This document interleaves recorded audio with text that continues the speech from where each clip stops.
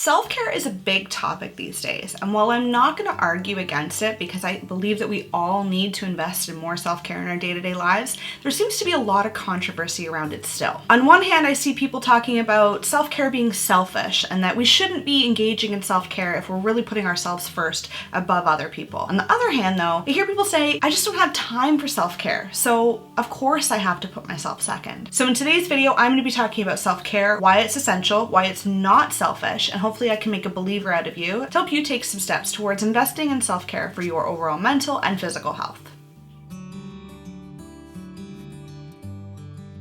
My name is Meredith McKenzie, and I'm an owner of Parallel Wellness and a registered clinical counselor. On this channel, we explore topics that bring clients to our therapy practice every day. You'll find tips and strategies that you can make your own to enhance your everyday life and manage your mental wellness. So subscribe to the channel and hit the bell in the corner so you're notified when we post new videos. We publish every Wednesday.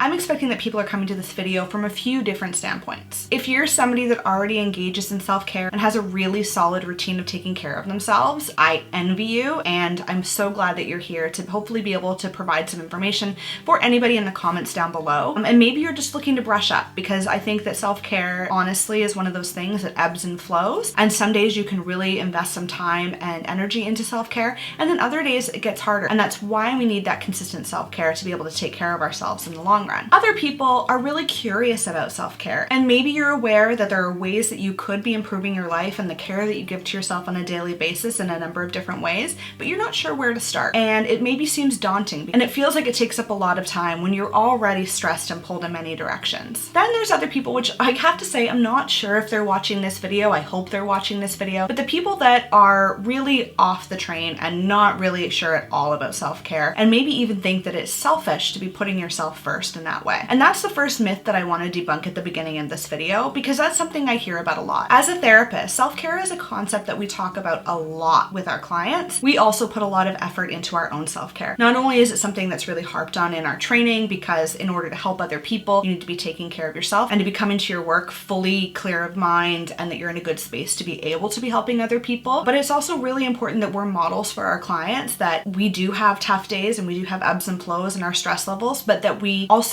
invest in our self-care so that we're able to help ourselves through those rough times. So not unexpectedly, I post about self-care really frequently on all of my social media platforms. I talk about it in different posts. I love to share other people's work, and it's just something that I think is really beautiful about this community online, that people talk about self-care, the things that they're doing for self-care, and that they really cheer each other on. On the other hand though, every time I make these posts, I notice that it's really common for commenters to mention that either they're not investing the time that they would like to be investing and that they're suffering in some way because they need to be doing more self-care, or on the other hand, that family members, friends, people that are close with them don't understand their need or the boundaries that they're setting in order to engage in this self-care, and that they receive a lot of backlash about that, and that that's really difficult for them. There is this controversy around self-care, that self-care is selfish and that we're putting ourselves first, and that that is not okay, that we should be more collectivist, we should be thinking more about other people, and when we're caring for ourselves, that is somehow inherently overly independent and selfish. So that made me really thoughtful and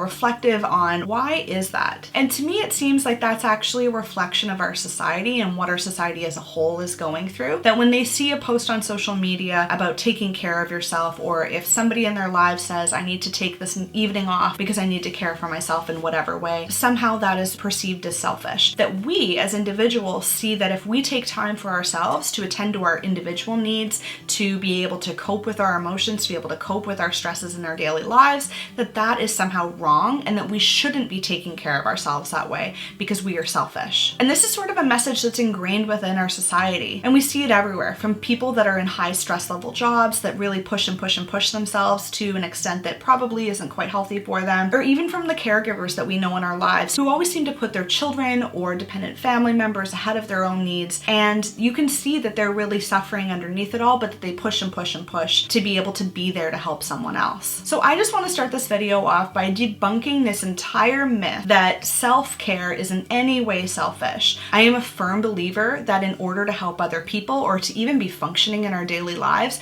that we need to take care of the little things, our basic needs, consistently, and that involves self-care. I'm also actually hopeful that maybe there's a misunderstanding and that people don't really understand what self-care is, and if they really knew what it was, there'd be a lot more compassion, empathy, and encouragement for people to engage in self-care. So let's define this. What do people talk about when they're even talking about self-care? And for myself, I try to think of it as self-care being a way that we help manage our overall well-being, whether that's in our day-to-day lives or in a crisis situation or when things just have really overwhelmed us and we're needing some more intensive self-care time. So there's kind of these two situations in which we might require self-care. One that's a more consistent, measured daily implementation of self-care or engagement in self-care, and another that recognizing that we're in a state that we need a little more or we need to change something, that we do that more so in the moment to respond to something that's really overwhelming us. And as I said, self-care is something that I speak with my clients about very regularly, and I think it's actually a topic that is much too big for one single video. So for today's video, what I'm going to be focusing on is more of that day-to-day consistent participation in self-care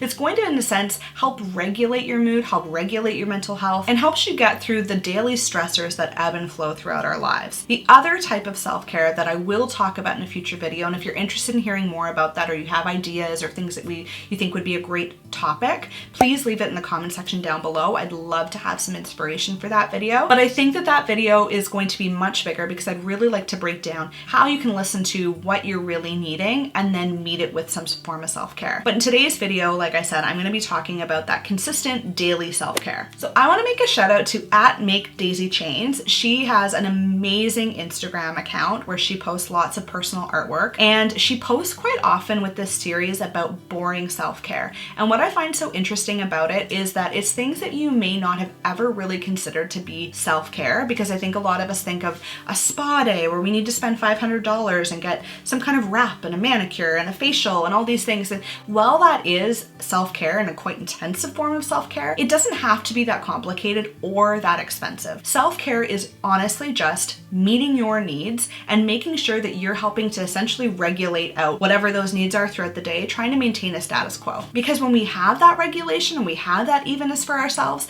if we experience any kind of trigger or there's something that comes into our lives that's overwhelming, we are in a much better place to be able to respond to that because we have that evenness within ourselves and that we're not all over the place and jumping up and down. And to be honest, that doesn't always look glamorous, and that's what I really love about Make Daisy Chain's account with her boring self-care. Some examples that she has on there is taking your medication regularly, or having a shower, or even, you've got that pile of books that you're meaning to return to the library, to actually take them there so that it relieves that stress and that anxiety, that lingering feeling of I must do this, I have to do this, and just letting that happen. So if there's things that you can take away from this video, let's count them. One is that self-care is not selfish, and two is that self-care can actually be really easy, simple, and affordable. So let's go through some different categories of self-care. The first form of self-care I'm going to talk about, and it's one that I think is probably going to be the most readily recognized by most people, is going to be emotional self-care. And emotional self-care really refers to how we take care of our emotional well-being, the emotions we experience on a day-to-day basis, and how we respond to different emotions as they pop up. Now, throughout the day, it's really normal for your emotions to go up and down or ebb and flow, as I mentioned before. You could wake up in the morning and really dread the day, and so you're experiencing an emotion with that. Maybe later in the day, as you've seen some people, you experience a lot of happiness or your emotions seem to improve, and then maybe you experience some stress later in the day, or you come home and you feel that relaxation when you get home. So emotional self-care refers to paying attention to what's happening within your emotions and taking care of that. So you're engaging in self-care so that you're able to flatten out that roller coaster feeling, so that yes, you are still experiencing the full range of emotions, but not to the same intensity or severity that you would otherwise. And there are a number of ways that you can engage in emotional self-care, and everyone's going to be unique in what works best for them in terms of emotional self-care, but one that I think would help many people is expressing the emotions that they're feeling in an appropriate way. So if you're feeling angry, expressing that. If you're feeling sad, expressing that. If you're feeling disappointed, expressing that. Essentially owning and allowing whatever emotions that come up for you and recognizing them so that they're able to be let out rather than held within. Maybe that involves having a really satisfying conversation with a close friend or family member. Maybe it's writing in a journal so that you're able to get all your thoughts out. Maybe part of that is going going for a walk when you're feeling really frustrated so you can get some of that energy out. Whatever it is, essentially what you're doing is you're attending to what's happening to you on an emotional level and meeting that need, helping yourself cope with that, helping yourself process it, feel it, allow it, and you're working it out in a way that honors, this is how I'm feeling and that's okay, and you're not pushing it aside. So essentially you're providing care for yourself and meeting the need of having that emotional experience and invalidating it for yourself. Another type of self-care is mental self-care. So while we do have this emotional part of ourselves, we also have this really cognitive, intellectual part of ourselves that needs to be cared for. And you might notice your needs for intellectual self-care rise and flow throughout the day depending what's going on. For me, it's one of the reasons that I actually really enjoy making these videos and participating online in conversations and posting things that I think people will find interesting. I actually get a lot of self-care out of engaging in a mental and cognitive, intellectual way. This type of self-care really taps into our creative side, our part of ourselves that are curious and hungry for knowledge, to understand ourselves better, to process and be more in that kind of cognitive part of ourselves, process information and to understand ourselves better. And mental self-care can look really different depending on the person. For some people, that means they really want to participate in talk therapy. They want to be with another person to talk about and process what's going on for them. For other people, and this might even go along with some of that emotional experience that you're having, it involves self-talk. So being able to be your own cheerleader and talk yourself through situations. Reading could be another form of mental self-care, doing a vision board, scrapbooking, pulling ideas together, creating any type of artwork, as well as meditating or following a mindfulness guided meditation. Physical self-care is one of those types of self-care that I think most people are aware of and participate in a very prescribed way. And what I mean by that is that if most people are doing it, they think that this is the way they need to also do it. And I would argue that yes, that might be beneficial to your body in some ways, but it's not always self-care and it's not always good for you or healthy for you. Anytime that we take a one-size-fits-all approach to something, I think that that just totally goes against any type of self-care and your personal needs, rather than differentiating that you are separate from other people. And for that reason, I encourage you to really reflect on what you do for physical self-care and identify if it's helpful for you or if it's something that you feel that you've been prescribed to be doing, and if that works for your well-being and mental health in the long term. So yes, physical self-care includes being physically active, whatever that looks like. If you love to run and you're running, maybe it's just a stroll, maybe it's getting up and moving around your apartment when you're social distancing. It also involves nutrition and eating foods that we know to be healthy for our bodies. And I'm a strong believer that that doesn't mean cutting out other foods, but just adding foods to your diet so that you're getting a full range of foods and you're getting lots of nutrients within that. In this category, we can also include sleep and how important sleep is to everybody. How many of you are sitting there watching this saying, yeah, I really wish I got to sleep in a little bit longer today? Most of us are craving more sleep than we're actually getting, and that's a sign that we're not caring for ourselves adequately in that domain. And I'd also include, taking medications that you're needing to take and monitoring the substances that you are using and how frequently you're using them. All those different things that really impact our physical being and how well we're taking care of ourselves in that way. And again, when I encourage you to be a little more critical when you look at how you engage in physical self-care, I want you to think of what's going to be helpful for you and what feels rejuvenating for you. What fills you up and feels like you've really done something good to take care of yourself after you've completed it, rather than feeling like a punishment or that you should be doing it. So that's something for you to reflect on and think about.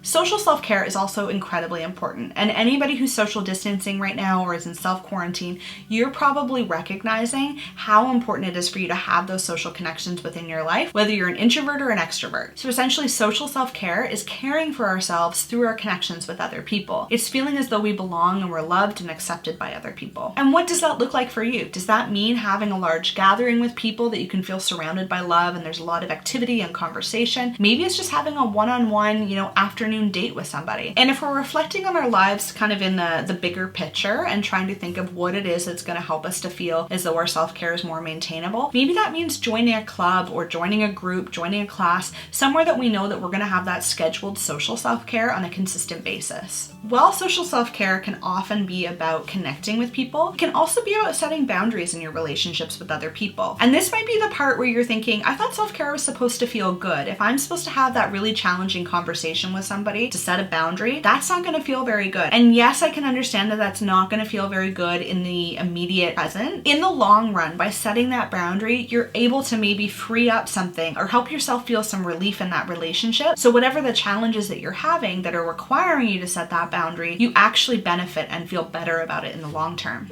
And I know I keep saying that every type of self-care is going to be completely personal to you, and that's also true for spiritual self-care. So depending on your spiritual beliefs or how you engage in spirituality in your life, that can look very different. When we engage in spiritual self-care, we're engaging in that part of ourselves that recognizes a greater connection within the world, whether that be faith-based or connecting with humankind as a greater community. And for some that might mean, connecting with nature, getting out in nature, and feeling really connected to this greater part of our world. For other people that might mean going to mass and being with the people in your congregation to be able to share in that spiritual experience. It might involve volunteer work, doing things that are good for the environment, spending some time and thinking about your beliefs and how you're spiritually connected with the world, thinking about things like forgiveness and gratitude and where we all fit in.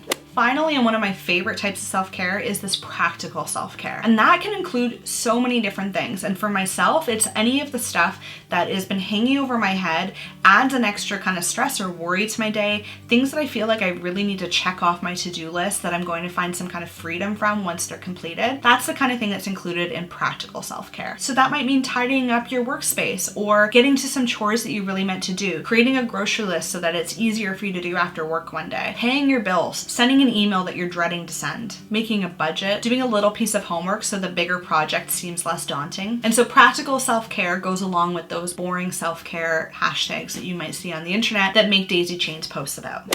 So let's review. We have emotional self-care, mental self-care, physical self-care, social self-care, spiritual self-care, as well as practical self-care. Now, if we take all these different forms of self-care and we maybe even put them in categories, if you look in the description box down below, I've created a link that goes to my website where I'm going to include 2 worksheets for you to work on. So step 1 is using the balance wheel.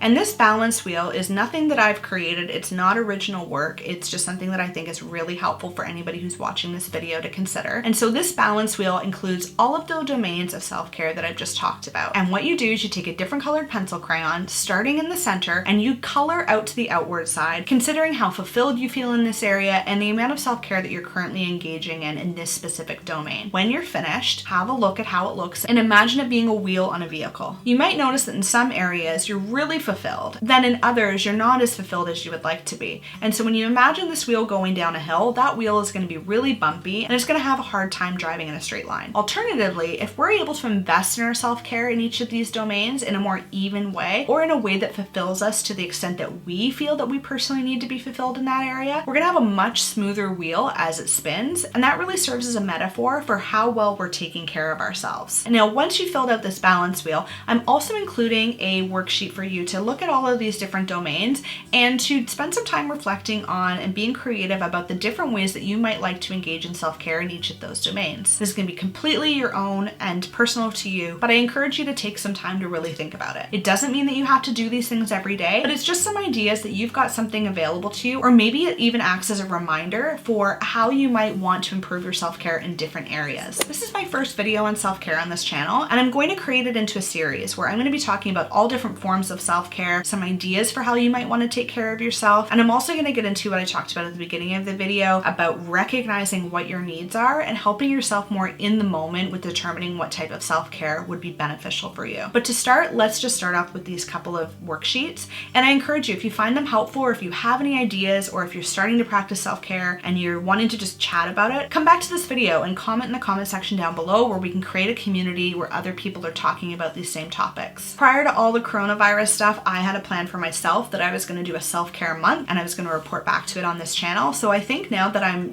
isolated to my home, this is a really great opportunity for me to do this. So I'm going to be checking in on this channel in a few weeks' time to give an update on how my self-care is going. And if you want to do the same, I really encourage you to again comment in the comment section down below. But let's be in this together. Come over to Instagram at parallelwellness.ca and just comment on some of the posts that I'm making because I'm really curious about how you're doing with your own self-care journey. If you found this video helpful or any of the worksheets that I'm linking to, give this video a like, share this video with anyone else you think might also benefit from investing in their self-care, and subscribe to the channel so you don't miss the rest of the series on self-care and any of the other videos that I create. I publish every Wednesday. I hope that you're healthy and safe and able to take a few moments to care for yourself in this next week, and I'll see you in the next video.